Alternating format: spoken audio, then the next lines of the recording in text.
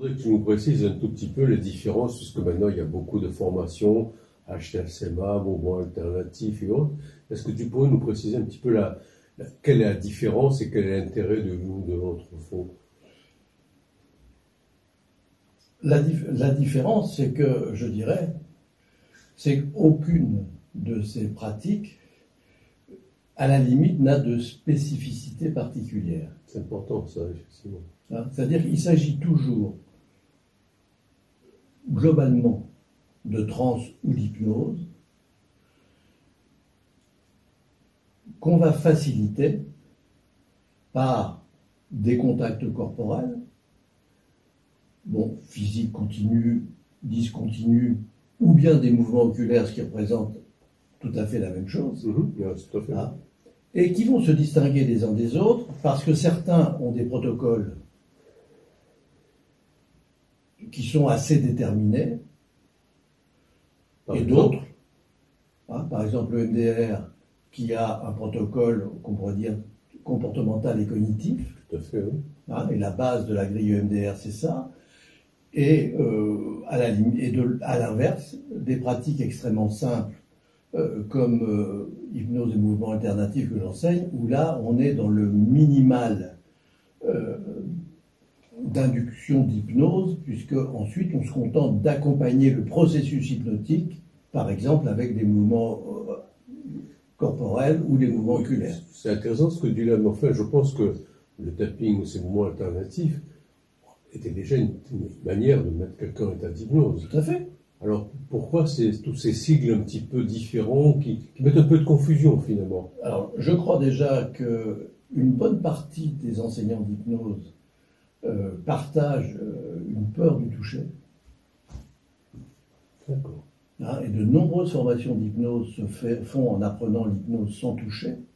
Alors que quand je forme les gens à l'hypnose, la première session consiste à toucher les autres. Ça, c'est vrai.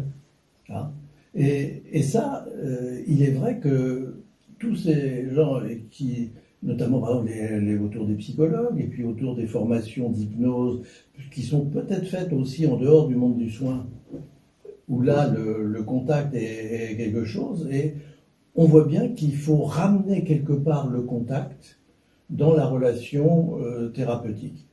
C'est tout à fait frappant de remarquer combien de médecins ne considèrent que le contact, c'est seulement pour avoir des examens cliniques, voire même pour certains, je dirais, pour accomplir un rituel d'examen clinique, alors qu'ils font beaucoup plus confiance maintenant à l'appareil clinique, et ils en oublient que le contact corporel, le contact de la main, c'est la base de la transmission de la chaleur humaine, je dirais, qui est la base de la relation thérapeutique. Alors, comment expliques-tu? Je crois que c'est important ce que tu viens de dire là, parce qu'au fond, revenir au corps et au toucher, c'est extrêmement important. Comment on a pu, en commençant à faire l'hypnose, quelle qu'elle soit, on a pu oublier cette chose-là?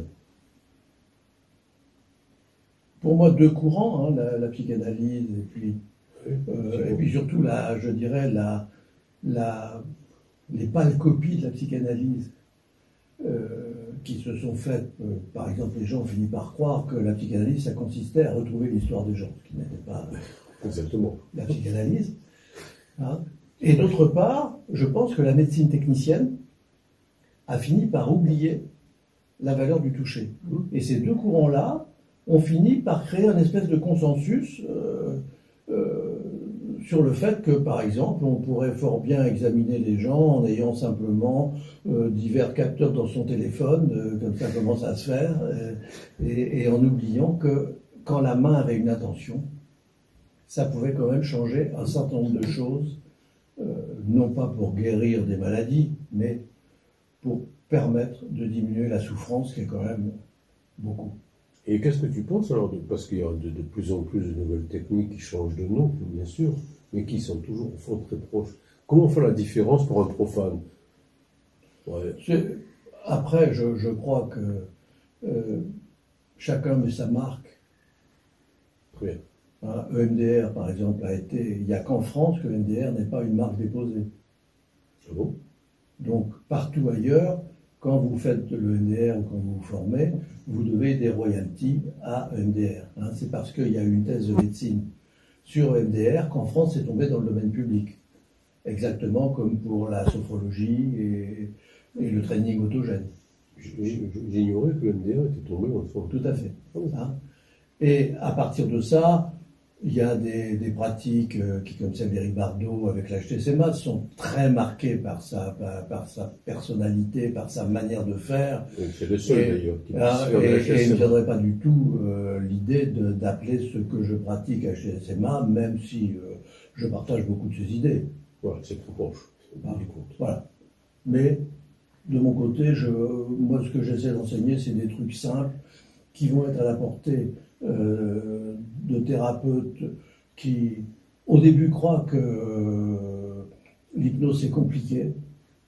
Et je rapprends autour de ça l'idée que c'est finalement c'est assez amusant parce qu'on se connaît depuis très longtemps et enfin j'arrive à être en harmonie avec toi, c'est-à-dire au niveau de la simplicité de l'hypnose et simplifier cette pratique qui paraît quelque chose de presque ésotérique au fond et qui est très très proche de la réalité, c'est-à-dire le toucher, le sensitif, le sensoriel. Tout à fait. C'est simplement, je crois qu'Erickson, à un moment de sa vie, avait dit l'hypnose, c'est ce qui se passe dans un corps à la chaleur de notre corps. Ouais. Hein, Roustan disait, c'est se réconcilier avec sa partie animale. Et donc l'hypnose, ça consiste à se débarrasser de la partie cognitive et mentale pour arriver à, je dirais, un moment de symbiose des corps, en tout cas un moment d'expérience corporelle partagée à deux dans ce monde-là. Je te remercie parce que je crois que c'est important ce que tu dis et que moi je suis ravi d'entendre parler comme ça, même si je ne suis pas toujours d'accord avec toi. C'est ce retour au corps, moi, en tout cas, a changé aussi ma pratique de l'hypnose. Parce que j'ai commencé avec Chertok, etc. On n'avait pas cette notion du corps. Voilà. Moi, je me souviens même que j'avais d'autres explications avant. Juste une anecdote. Il fut un temps où j'étais le psychiatre de liaison du CHU de Nantes, du service de gynéco-obstétrique. Et bien sûr, on me demandait de venir voir les vomisseuses, qui étaient les seules qui attiraient l'attention des obstétriciens, parce qu'elles étaient embêtantes. Et en fait, à l'époque, j'étais très psychanalyste. Et donc, je leur faisais raconter leur histoire. Et puis, j'avais remarqué qu'une bonne façon de leur faire raconter leur histoire, c'était de leur demander de pouvoir poser ma main sur leur ventre. Et elles me racontaient leur histoire avec ma main posée sur leur ventre. Un psychanalyste, c'est quand même un peu étrange de poser la main sur le ventre de quelqu'un. J'ai jamais été très respectueux. Oui, effectivement. Et la surprise, c'est qu'après, on m'appelait Docteur Miracle. Parce que celle que j'avais vue, après, le plus grand nombre, cessait de vomir. C'est des années après que je me suis dit, mais ça n'a peut-être strictement rien à voir avec ce que je faisais raconter, mais simplement avec le fait que je posais une main bienveillante sur le ventre et que de cette façon-là, elle se réassociait avec les sensations du ventre. Tout à fait. Et que donc, j'avais moins besoin de vomir. Ouais. Écoute, je te remercie parce que je crois que c'est important ce que tu as dit. Beaucoup de gens nous posent des questions et on voit que la pratique, il y a toujours cette difficulté au toucher encore, ces axes sensoriels.